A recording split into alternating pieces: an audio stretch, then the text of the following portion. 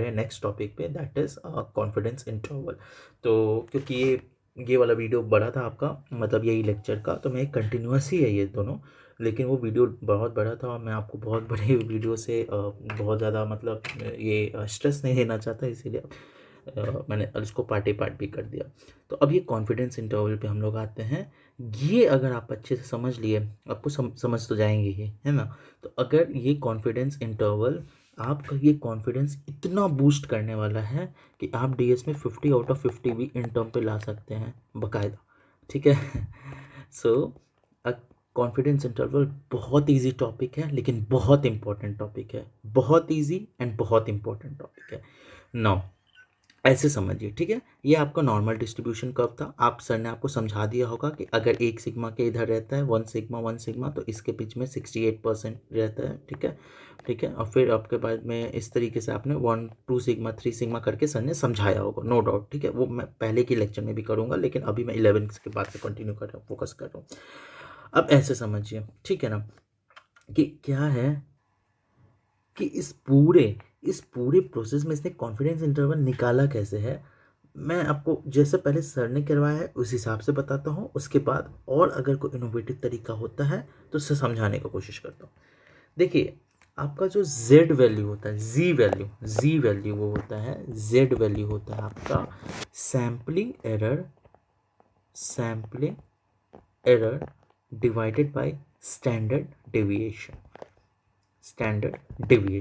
Sampling error divided by standard deviation of what. अभी हम लोगों ने कहाँ पढ़ा था स्टैंडर्ड डेविएशन? अभी हम लोगों ने पढ़ा था आपका बायस्ड एंड अनबायस्ड वाले में, जब बायनोमियल से हम लोग रिलेट कर रहे थे, तो हम लोगों ने पढ़ा स्टैंडर्ड डेविएशन ऑफ स्टैटिस्टिक वाला जो पैरामीटर था, उसका होता था root under p into 1-p/n। ये हमने पढ़ा था, रूट अंडर, ये सारा रूट अंडर में था, ठीक है। अभी जस्ट आप प्रीवियस लेक्चर में देखिएगा तो ये था, डन। अब ये हो गया स्टैंडर्ड डेविएशन। ऊपर वाला पार्ट क्या हो गया? ऊपर वाला पार्ट हो गया distance of p hat from p hat क्या होता था? आप ऐसे समझिए, पॉपुलेशन 10, देखिए p आपका हो गया पैरामीटर, मैं आपको बार बार समझा देता हूँ, p इज इक्वल टू आपका हो गया पैरामीटर, ये पैरामीटर है, ठीक है ना, पैरामीटर। ये आपका हो गया आपका स्टैटिस्टिक, ये हो गया पापा, ये हो गया सन, ठीक है ना। ये हो गया आपका पॉपुलेशन प्रोपोर्शन,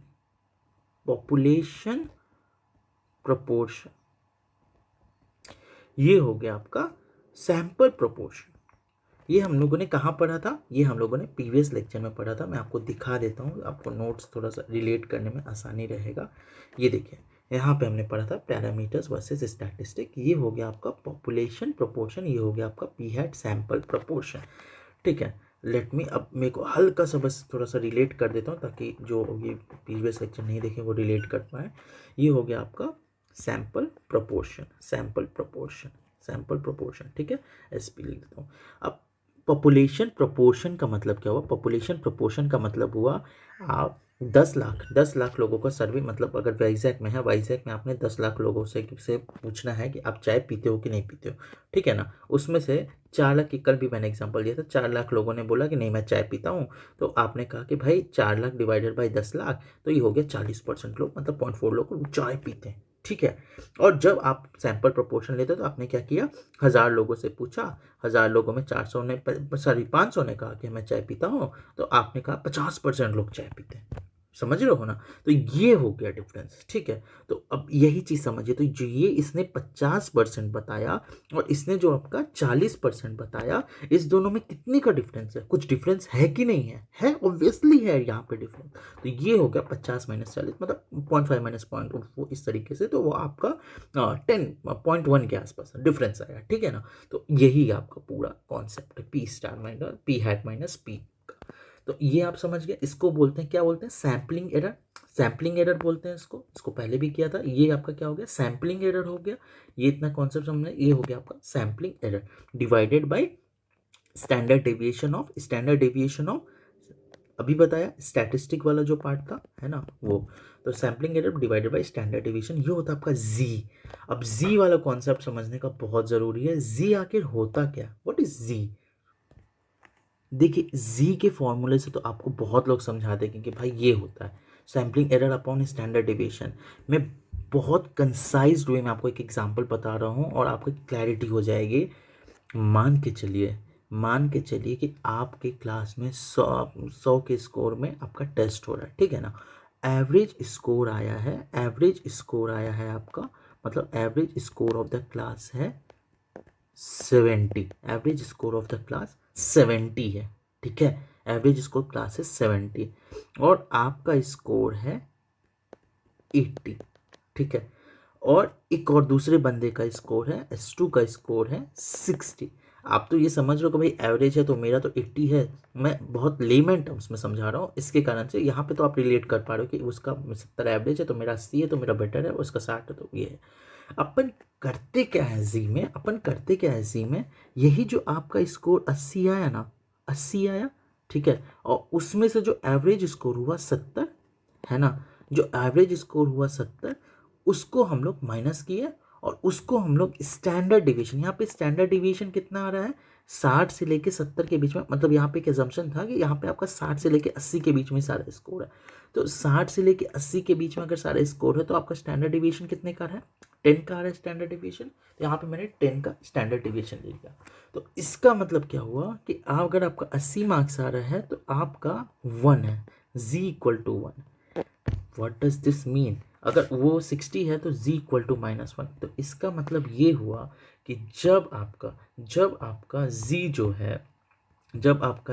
है ग्रेटर देन 1 हुआ, मतलब ग्रेटर देन 0 हुआ, तब आप पॉजिटिव लेगा, तब आप मतलब अबव द एवरेज हो, पॉजिटिव हो, है ना। मतलब you are 1 standard deviation above the average, ठीक है। And when your score is -2 or something, then you are 2 standard deviation below the average, or -1, then you are -1 standard deviation, 1 standard deviation below the average। मुझे लगता है कि ये concept जी वाला बहुत अच्छे से क्लियर हो गया होगा, ठीक है ना। जी आपको समझ में आना चाहिए कि हम लोग कर क्यों रहे हैं। देखिए आपको यहाँ पे तो बहुत सिंपल लगेगा, इसका मैं एक बहुत अच्छा एग्जांपल देता हूँ और मैंने इसको यूटिलाइज भी किया हुआ है। अब ये समझिए कैसे डिसाइड होता है। एक कैंडिडेट है ना, ये बहुत बहुत अच्छा इंटरेस्टिंग एग्जांपल है, मज़ा आएगा आपको, बहुत मज़ा आएगा। एक कैंडिडेट है, ठीक है, सॉरी एक मतलब कैंडिडेट्स के इंटरव्यू हो रहे हैं, ठीक है, इंटरव्यूज़ हो रहे हैं, ठीक है। अब क्या हो रहा है, यहाँ पे मेरे कितने पैनल बैठे हैं, पैनल 1, पैनल 2, पैनल 3, पैनल 4, ठीक है। सबको एक ही क्राइटेरिया दिया हुआ है कि भाई 4 क्राइटेरिया या 5 क्राइटेरिया, एक ही क्राइटेरिया सबके लिए, कि इस क्राइटेरिया में इवेल्युएट करो। पैनल 1 में जो बैठा हुआ है ये इसको देता है 70, पैनल 2 में जो बैठा हुआ सेम के लिए देता है इसको 60, मतलब दूसरे कैंडिडेट के लिए। कैंडिडेट 1 इसमें गया, कैंडिडेट 2 इसमें गया, समझ ही रहे होंगे आप लोग। इसमें इसने दे दिया 50 और इसने सीधे दे दिया 90। अगर मैं सबका मान के चलो कि अगर मैं इसका लिस्ट बना दूँ, कि भाई 90 वाले, तो इससे क्या होगा कि 90 वाला, 70 वाला, 60 वाला तुम्हारा आपका सेलेक्ट हो जाएगा, 50 वाला नहीं सेलेक्ट होगा। लेकिन मैं ऐसा नहीं करूँगा। मैं क्या करूँगा कि भाई इसने क्या किया है, इसने 70 दिया, दूसरे को क्या किया है, दूसरे को 60 दिया, 50 दिया, फिर 80 दिया, इस तरीके से कैलकुलेट किया। इसने 60, इसने सबको 60 दिया, ठीक है। इसने 50, फिर 90 और 80 दिया, ठीक है। इसने 90 एक को दिया, बाकी सबको 20, 10 ऐसे दिया।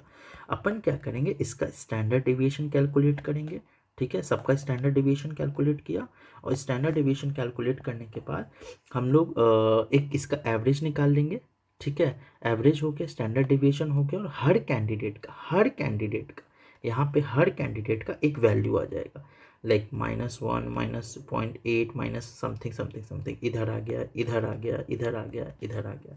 अब जब ये सारे वैल्यूज़ आ जाएंगे ना, तो ये जो वैल्यू है, इससे अगर मैं लिस्ट बनाऊंगा,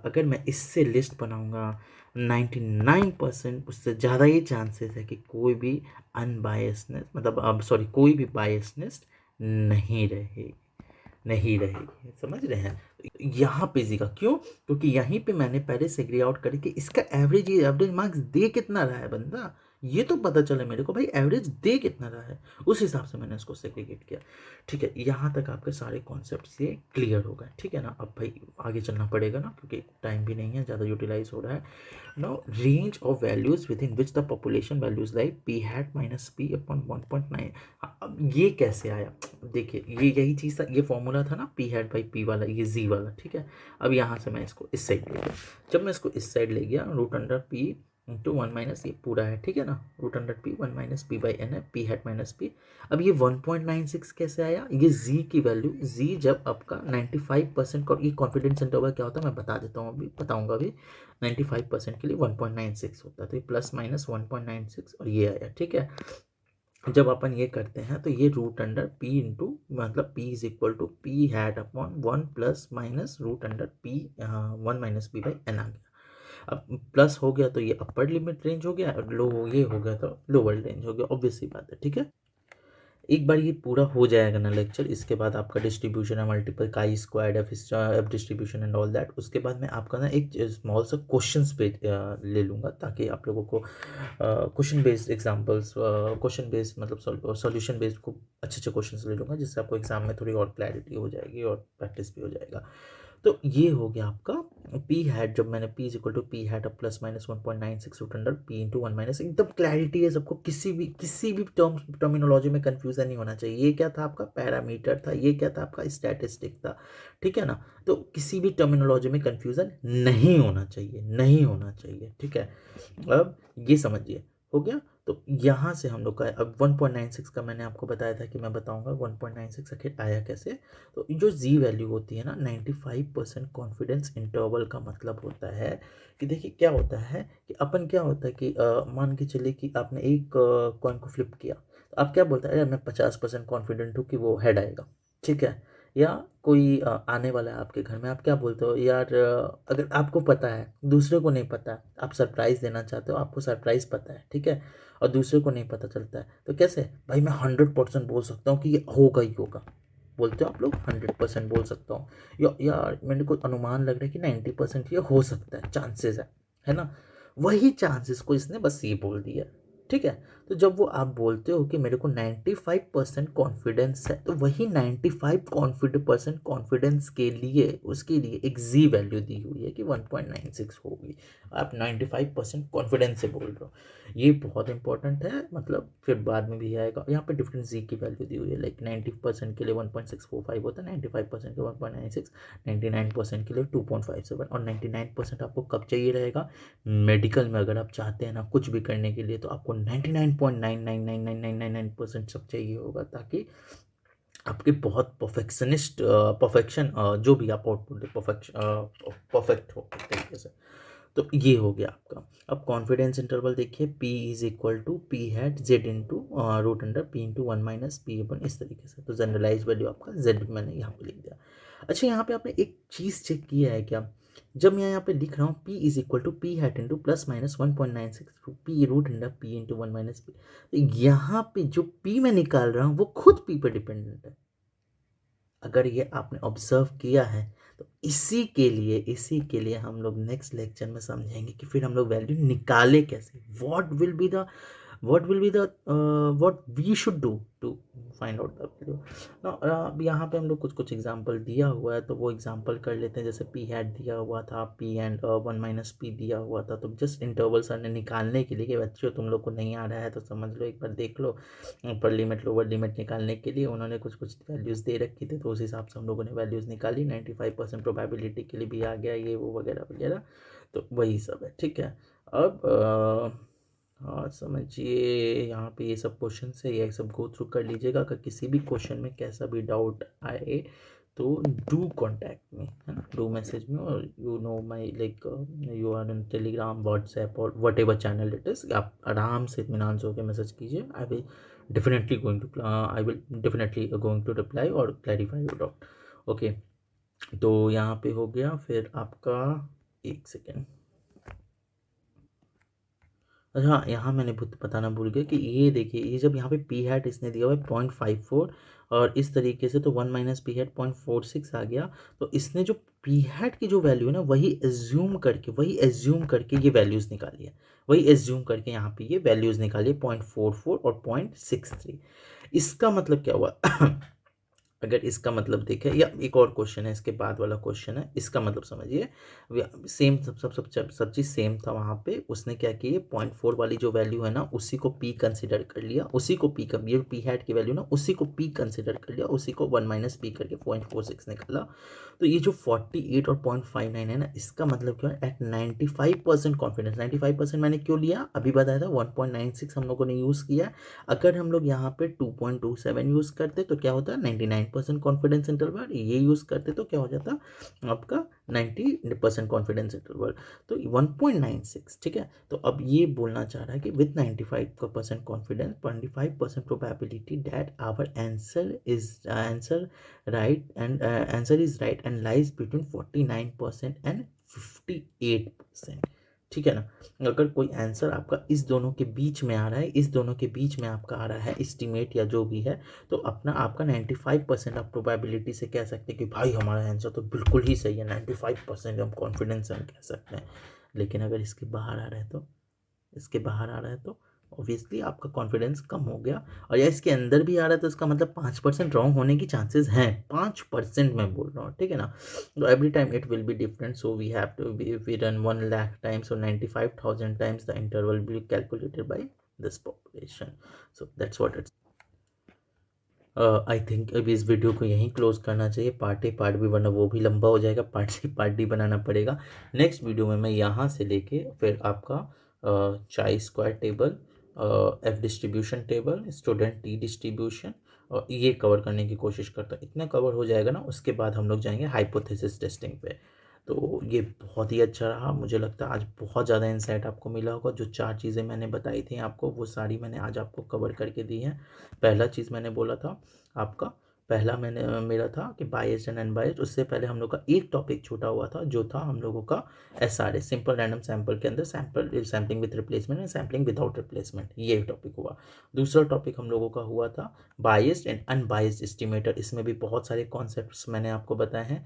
तीसरा हम लोगों का हुआ था सेंट्रल लिमिट थ्योरम, इसमें बहुत अच्छे एग्जाम्पल से दिया कि अगर किसी का भी सैंपल साइज जब 30 से ऊपर हम लोग ले रहे हैं और बड़ा पॉपुलेशन है, तो जब वो ग्राफ डिस्ट्रीब्यूशन, मतलब जब आप डिस्ट्रीब्यूशन बनाएंगे उसके एवरेजेस का, जब आप डिस्ट्रीब्यूशन बनाएंगे उसके एवरेजेस का, तो क्या होगा वो नॉर्मल होगा, वो नॉर्मल डिस्ट्रीब्यूशन की तरह बिहेव करेगा। और चौथा जो कि बहुत अच्छा कॉन्फिडेंस इंटरवल हम लोगों ने वो किया, उसमें हम लोग बहुत सारे कॉन्सेप्ट्स देखे। कौन कौन से कॉन्सेप्ट्स थे, सबसे पहला जी वैल्यू था, जी वैल्यू के अलावा पॉपुलेशन जी वैल्यू देखा, जी वैल्यू कहाँ यूज़ होता है वो भी देखा, वो इंटरव्यू वाला अपन ने एग्जाम्पल किया। इंटरव्यू वाला एग्जाम्पल के अलावा हम लोगों ने क्या क्या देखा, पॉपुलेशन पैरामीटर और ये सब कैसे डिवाइड, मतलब जी वैल्यू अपन कैसे कर रहे हैं, sampling error divided by standard error, ये सब स्टैंडर्ड डेविएशन, ये सब वगैरह करके। उसके बाद हम लोगों ने देखा हम लोगों का अपर लिमिट और लोअर लिमिट कैसे कैलकुलेट करते हैं। और हम लोगों को यहाँ पे एक लूप होल मिल गया, क्या मिल गया लूप होल, वो बहुत मतलब यही इसी पे सारा बेस्ड है आगे का बात। लूप होल हम लोगों को क्या मिल गया, लूप होल यही मिल गया कि भाई जो तुम्हारा पॉपुलेशन जो हम निकाल रहे हैं वो पॉपुलेशन फिर फर्दर पॉपुलेशन पर डिपेंडेंट है। तो this is the biggest loophole we are getting, and इसको हम लोग कवर करेंगे नेक्स्ट लेक्चर में कि इसका क्या कर सकते हैं। यहाँ से हम लोग कवर करेंगे sample size and estimator of proportion and standard normal variable in the next lecture. यहाँ से हम लोग नेक्स्ट लेक्चर में करेंगे। तो होप आपको ये वीडियो बहुत पसंद आया होगा और इसमें बहुत सारे कॉन्सेप्ट्स की क्लैरिटी हुई होगी। क्वेश्चन सॉल्व करोगे, क्वेश्चंस इससे रिलेटेड अभी तक जितना डिस्कस किए हैं 11, 12, 13 से, और लगभग 14 भी शुरू ही हो गया है, तो 14 से अगर कुछ फिर भी डाउट है तो फिर ज़रूर बताओ। और क्वेश्चंस देखो, कॉन्सेप्चुअल क्लैरिटी भी हो गई है, ठीक है। एग्जाम्पल्स भी देखते रहना। तो all the best, God bless you all.